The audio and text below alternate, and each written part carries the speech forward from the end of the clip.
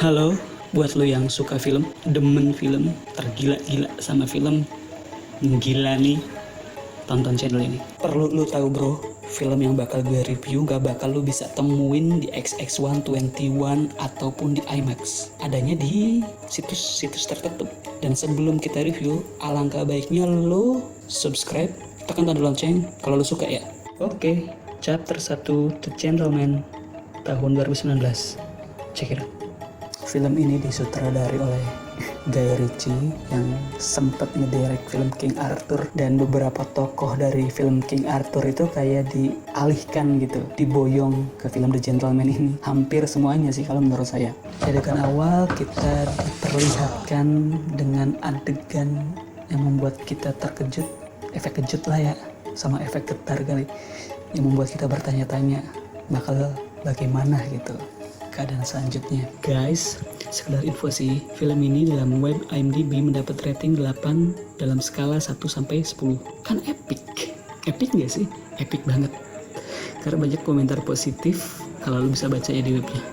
Nah, kemudian setelah itu adegan menjadi sedikit membosankan dengan beragam dialog-dialog yang mubazir sih.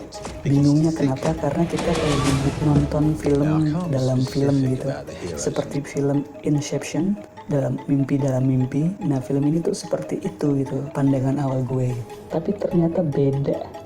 Film Inception garapan Christopher Nolan itu beda, dan si sutradaranya itu kayak ingin memberikan sesuatu yang beda gitu dalam setiap filmnya. Si Guy Ritchie ini dalam film King Arthur aja ada beberapa scene itu menggunakan kamera GoPro ya, ketika si King Arthur dikejar-kejar itu yang mau masuk ke base-nya yang Chinese itu. Nah, dalam film ini juga sama, jadi pengambilan gambar dengan GoPro.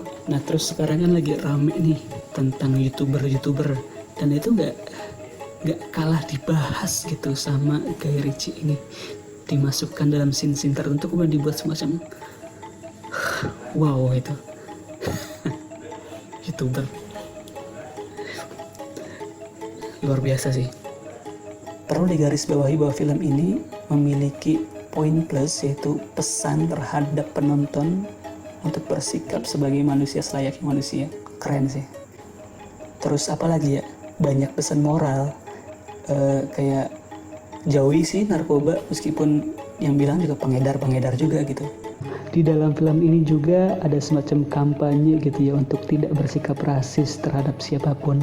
Agak paradoks sih ketika lu dinasihatin sama pengedar begitu, tapi memang narkoba di luar sana itu memang menggila sih, menggila, apalagi opium.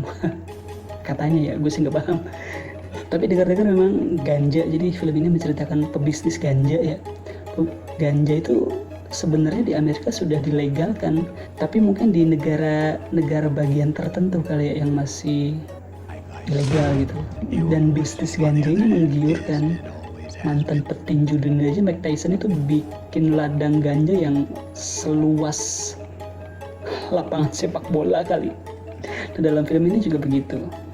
Nah, si Mickey ini pengen ngejual asetnya gitu, aset berharganya yang berupa marijuana itu pengen dijual kepada temennya. Ternyata, dan gue gak bisa cerita di sini. Di situ mulailah timbul konflik kepentingan. Udah kayak politisi Indonesia aja ya. Gila nih film, sumpah keren banget sih kalau masalah intrik dan triknya, luar biasa. Ya, kurang lebih begitulah sinopsisnya.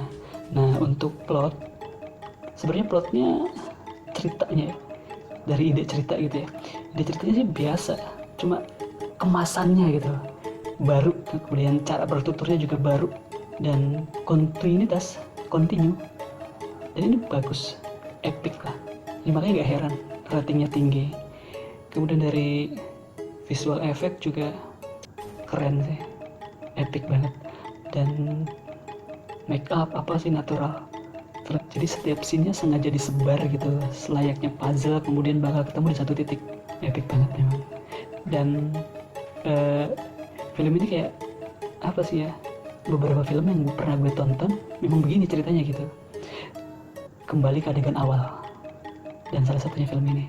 Bocoran lagi. Keren sih, maksudnya meskipun anggapan pertama gue film ini boyongan dari film King Arthur, Tapi ternyata masing-masing pemeran itu mempunyai karakter tersendiri dan jauh banget sama karakter yang pernah dimainkan dulu di film King Arthur itu. Jadi gue bahas film King Arthur apa bahas Gentleman sih? Bingung kan lo? Sama gue juga. Kalau menurut lo gimana? Kalau gue sih yes. Jangan lupa